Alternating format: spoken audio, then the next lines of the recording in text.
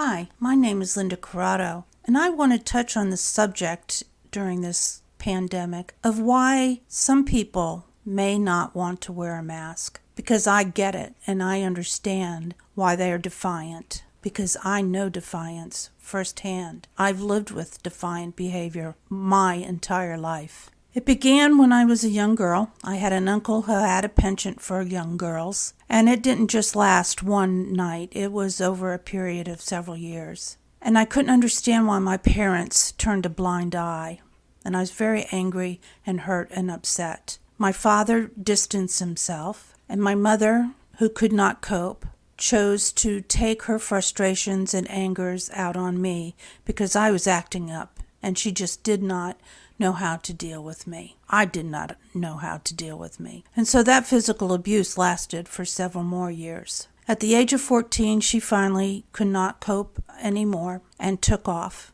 And my father was never around, so I became parent to a younger brother and sister, whom I assume resented the hell out of me for making all of this happen. Because I believed they were right. I believed that I had done something to make all of this happen, and it was all my fault. So the shame of that stayed with me and is still with me, and I have to acknowledge that for a long, long time.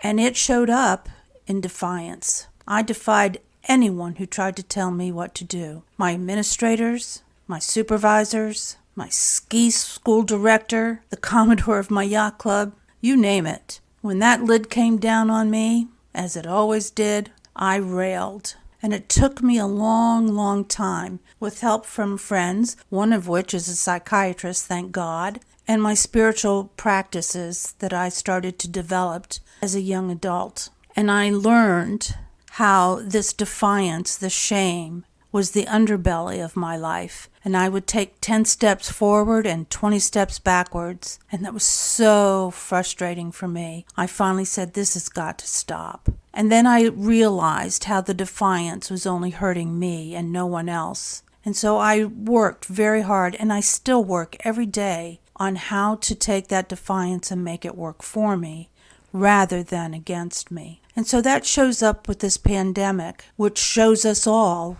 where our underbelly is. And especially from our leadership, who I applaud the courage of showing his own underbelly to us all. But I have no respect for the fact that he uses it for his own political gain. So no, I will not follow him blindly. I will not follow any politician blindly, for I'm neither a Democrat or a Republican. But I do know how to hear the truth. And so when I hear that there are ways that we can stop this pandemic to help make this COVID virus go away, it is not going to control me. Oh, hell no. I am going to control it.